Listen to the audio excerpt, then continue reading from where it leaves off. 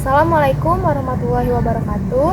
Kami dari Ekonomi Pembangunan, kelas Etika dan Kearifan Lokal kelas C, akan mewawancarai Kak Rani Yuliandri dari UKMF KSPM.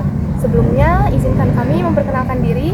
Perkenalkan, nama saya Naira Hairunisa dengan NPM 2311021115. Perkenalkan, nama saya Sevia Carmila Charles dengan NPM 2351021008.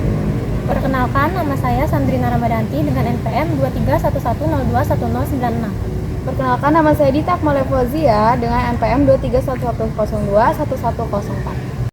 Halo guys, jadi kenalin di sini nama aku Sevia Carmila Charles. Jadi berdirinya aku di sini tuh untuk melengkapi salah satu tugas, yaitu tugas etika. Nah, di sini aku di sini udah bertemu sama salah satu mahasiswa FEB, dan di sini boleh kenalan dulu nggak, Kak? Boleh. Namanya siapa nih, Kak? Oke, nama kakak Rani Yuliandri. Dari jurusan apa dan angkatan berapa? Manajemen angkatan 2020. Oh, kira-kira Kakak di sini ikut organisasi apa dan mempunyai jabatan sebagai apa? Oke, salah satu organisasi yang kakak ikutin itu UKM KSPM PBB Unila. Jabatannya sebagai Kepala Bidang Pendidikan dan Kaderisasi. Wah, keren banget sih. Jadi di sini aku mau ngajuin pertanyaan nih ke Kakak. Kira-kira tuh apa sih yang Kakak ketahui tentang pelanggaran etika di kampus? Oke, menurut kakak pelanggaran etika terutama di kampus itu berarti mahasiswa ya itu bertindak, berpikir itu nggak sesuai dengan nilai-nilai yang udah seharusnya kita taatin. Contohnya nih kalau di mahasiswa mungkin teman-teman pada tahu kayak contek gitu kan, terus ada plagiasi, mungkin itu contohnya ya. Oke. Plagiasi itu. Nah, menurut Kakak sendiri tuh plagiasi itu seperti apa dan contohnya bagaimana? Oke. Kalau menurut kakak plagiasi itu kayak kita ngambil pendapat atau karangan orang seolah-olah itu punya kita sendiri gitu. Kalau contohnya sendiri misalnya nih kita ada tugas itu mungkin biasanya kita nyambil dari jurnal ya atau dari karangan-karangan orang lain, tapi di situ kita tidak mencantumkan nama penciptanya gitu, atau kita misalnya buat itu nggak ada parafrase, jadi seolah-olah itu atas pendapat kita pribadi, jadi itu menurut kakak arti dari plagiasi. Oke, makasih Kak. Tadi kan kita udah bahas nih tentang pelanggaran etika akademik. Nah, gimana kalau kita ngobrol-ngobrol santai dulu nih, Kak? Oke, boleh. Kak, gimana kalau kita tuh ngobrol tentang organisasi ini? Kan aku tadi denger nih kalau kakak tuh join ini ya, organisasi KSPM, bener gak sih? Bener. Apa aja sih Kak yang harus disiapin oleh mahasiswa buat ngikutin organisasi? Oke, mungkin kalau persiapan kakak lebih ke kitanya ya. Yang pertama kita harus tahu dulu hobi kita, kesukaan kita, kemampuan kita itu apa aja. Mungkin kita bisa list. Terus kita lihat lagi nih kira-kira di FEB tentunya ya, kita punya UKM apa aja sih, kira-kira ada nggak sih yang sesuai sama hobi kita atau kemampuan kita, bisa nggak sih diasah. Menurut kakak itu sih yang perlu dipersiapkan.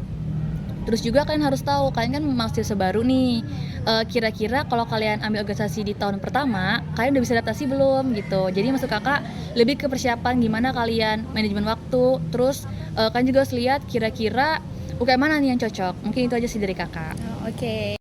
Nah, pertanyaan selanjutnya nih Kak, bagaimana sih Kak cara menanggapi kritik dan saran dari sesama mahasiswa? Oke, kalau kritik dan saran yang pertama pastinya kakak tampung dulu ya. Terus kakak lihat juga kira-kira kritik dari saran dari teman-teman ini, kalau kakak ikut organisasi nih, kira-kira kritik saran ini cocok nggak ya di tahun kakak? Karena itu tadi kadang yang ngasih saran sesama kakak tapi mungkin pengalamannya berbeda ya. Kakak sesuaiin lagi kira-kira saran atau kritik itu cocok nggak kalau misalnya kakak terapin di organisasi kakak. Atau yang kedua, saran atau kritik itu cocok nggak kalau misalnya kakak terapin mungkin di kehidupan perkuliahan kakak atau kehidupan bermasyarakat kakak, itu sih. Jadi kakak nantinya akan ngakuin evaluasi lagi, dipilih-pilih lagi kira-kira ini bisa nggak ya gitu. Jadi kita jangan langsung nolak, tapi kita lihat dulu, kita tampung dulu, kita analisis lagi, kita lihat lagi, oh kalau cocok kita ambil, kalau nggak cocok mungkin kita simpet gitu. Oke, makasih ya Kak. Boleh nggak sih Kak ceritain pengalaman kakak ikut join organisasi ini?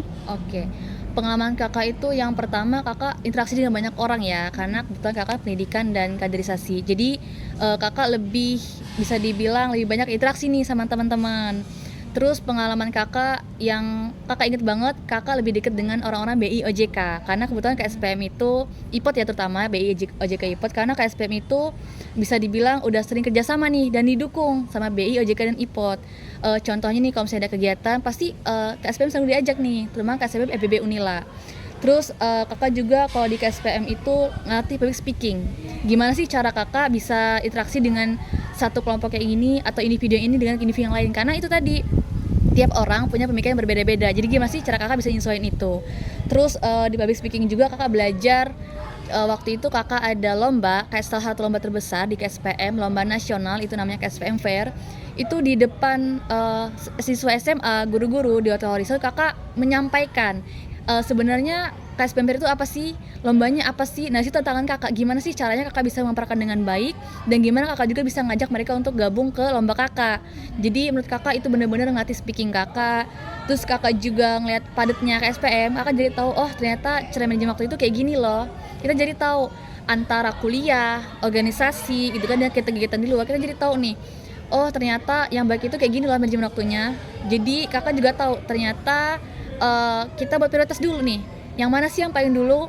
Karena pertama kali kakak ke Unila itu tujuannya ada kuliah, berarti prioritas pertama kakak adalah kuliah, baru nanti ada prioritas kedua, ketiga, keempat. Tapi kalau kita spesifik lagi, kita bakal lihat misalnya kakak ada tugas di kuliah nih, perkuliahan, ada mata kuliah, ditanya lama, tapi di KSPM ada tugas lagi, mungkin kakak masih bisa nih, kayaknya yang ini dulu deh, kakak tuker dulu deh prioritasnya. Tapi kalau memang yang pertama kuliah kakak tetap yang mepet tugasnya, berarti kakak harus nyesuaiin yang pertama dulu. Jadi itu kakak buat namanya urutan prioritas.